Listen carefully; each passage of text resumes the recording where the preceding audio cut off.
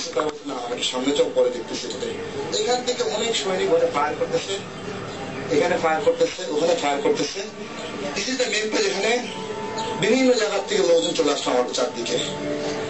আসার পরে এখানে বাড়ি আর একটা ভাঙলো, এখানে বাড়ি বিভিন্ন জায়গায় বাড়ি দিচ্ছে এবং বললো যে দুই জায়গা সাকিব রাখতে বললাম ন, বললো যে রাজধানীকে মেজর মোকাররম ধামধাম করে আরো কয়েকজন ঘিরে ফেললো অস্ত্র সহ, তখন সরে যা সবাই।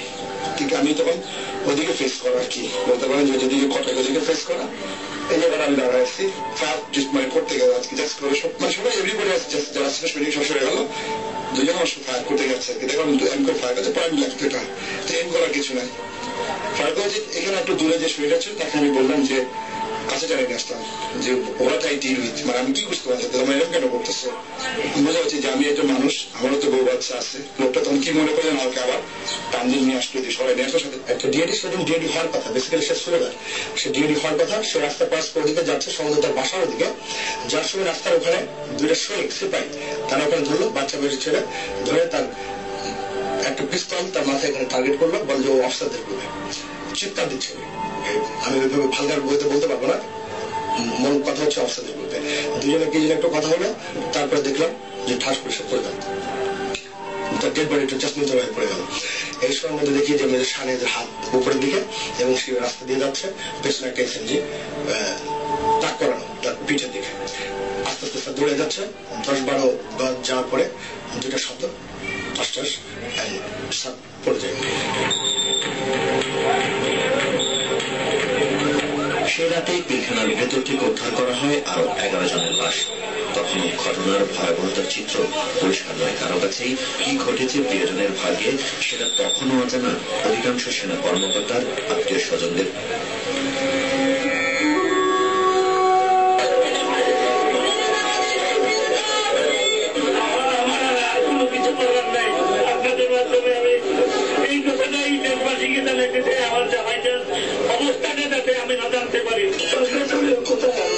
আমার ভাইয়ের খবর আমরা এখনো জানি না। আমার ভাইয়ের বাচ্চা একটা 1.5 বছর বয়সে বাচ্চা এবং উনি 9 মাসের প্রেগনেন্ট।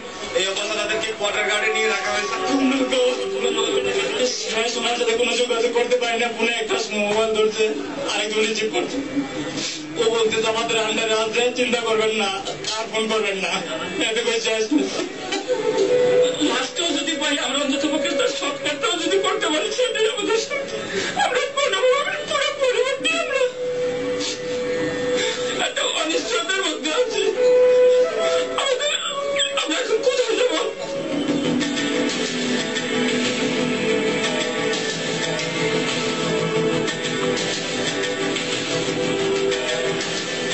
ঘটনার 2 দিন পর শুক্রবার সকালে বিডিআর সদর দপ্তরে প্রবেশ করে সেনা কর্মকর্তারা।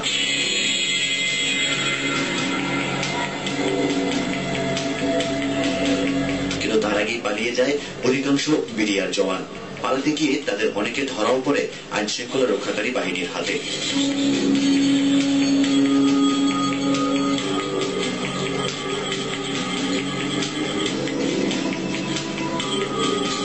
র্যাব, পুলিশ, সেনা ও দমকল বাহিনীর কর্মীরা একযোগে উদ্ধার তৎপরতা শুরু করে সেখানে।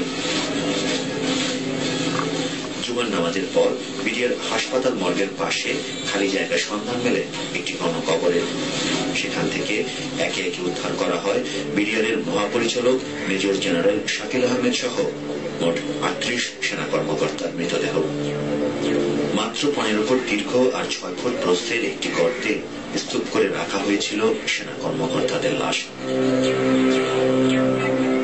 সেসব লাশ দেখে অনেককেই ঠিক মতো চেনা যাচ্ছিল না। 1971 সালের পর প্রথমবারের মতো গণকবরের বিভৎসতা দেখে বিস্ময়ে হতবাক হয়ে পড়ে পুরো জাতি। অনেকগুলি ডেড বডিতে কাপড় ছিল না, শনাক্ত করা যায়নি।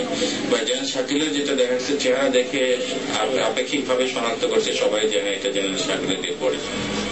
মহাপরিচালক মেজর জেনারেল শাকিল আহমেদ সহ প্রত্যেক সেনা কর্মকর্তার বাসভবন যেন এক একটি ধ্বংসস্তূপ। যেসব মৃত্যুপুরীর চারদিকে ছড়িয়ে ছিটিয়ে রয়েছে হত্যাকাণ্ডের নারকীয় চিত্র। রক্তে ভেসে গেছে ঘরের মেঝে, ভবনের সিঁড়ি। খুনিদের চিতাংশা থেকে রেহাই পায়নি বেড়াতে আসা বিডিআর মহাপরিচালকের নিরপরাধ বন্ধু ও তার স্ত্রী। ঘটনার পর শুক্রবার বিকেলে প্রথমবারের মতো বিডিআর সদর দপ্তরের ভেতরে যাওয়ার সুযোগ পায় সংবাদ কর্মীরা। গণকবরের খবর সংগ্রহের পরপরই তারা সবাই ছুটেছে দরবার হলের দিকে, যেখানে সূত্রপাত হয় গণহত্যার। সেখানকার সবকিছুই লন্ডভন্ড, মেঝেতে রক্তের দাগ, পড়ে আছে ঘাতকের রাইফেলের গুলির খসা,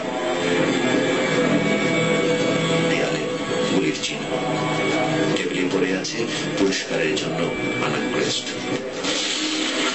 এরপর সরকারের কাছ থেকে নতুন ঘোষণা আসে। তাতে বলা হয়, হত্যা ও লুণ্ঠনের সঙ্গে জড়িতরা সাধারণ ক্ষমার আওতায় পড়বে না, তাদের দৃষ্টান্তমূলক শাস্তি দেওয়া হবে। একই সাথে 3 দিনের জাতীয় শোক ঘোষণা করে সরকার।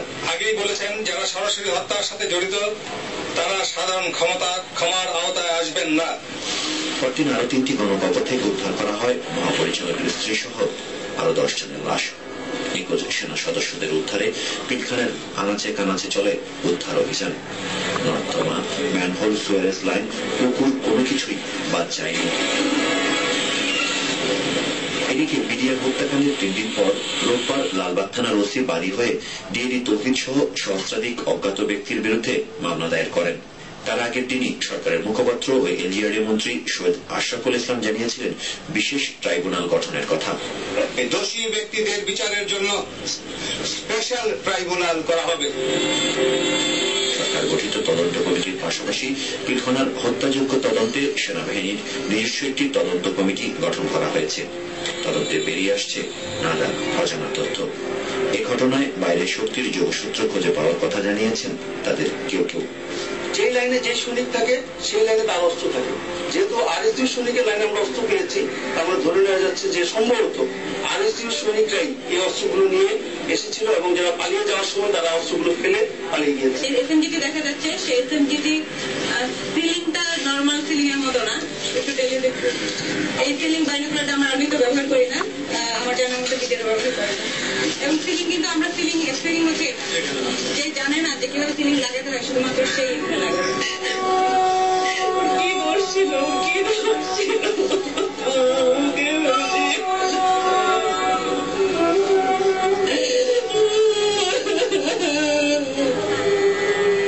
অনেক স্মৃতি, অনেক প্রশ্ন আর বুক ফাটা কান্না নিয়ে পিলখানা হত্যাযজ্ঞে শহীদ সেনা কর্মকর্তাদের আমাদের জানা যায় জাতীয় প্যারেড স্কোয়ারে হাজির হয়েছিলেন হাজারো মানুষ।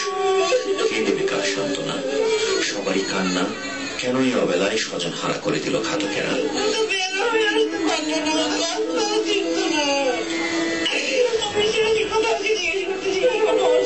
আমার মন ট্রান্সফার করা শুনে আমাকে বলে নাই যে আমি তো শেষ হয়ে যাবো, কি হবে কারণে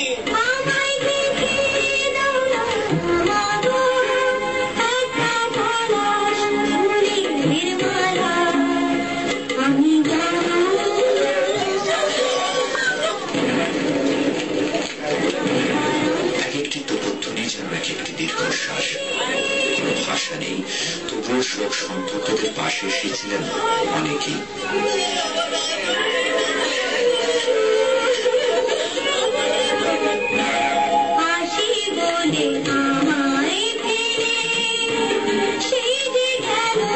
জানাজা শেষে সেনা সদস্যদের লাশ নিয়ে যাওয়া হয় বনানীর সেনা কবরস্থানে।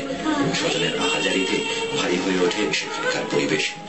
বাবার আদর ভালো করে বুঝে ওঠার আগেই সে প্রিয় মানুষটিকে কবরে শুইয়ে দিতে এসেছে কোন কোন ছোট্ট শিশু।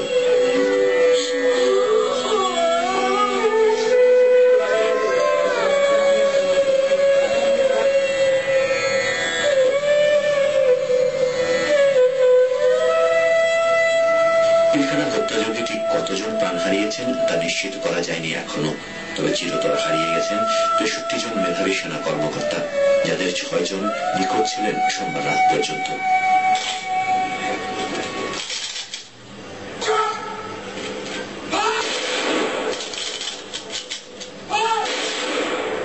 জীবিত উদ্ধার করা হয় আরো 40 সেনা কর্মকর্তাকে। নারকীয় তাণ্ডবে জড়িতদের গ্রেফতারে সেনাবাহিনীর নেতৃত্বে শুরু হয়েছে অপারেশন রেবেল হান্ট নামের বিশেষ অভিযান।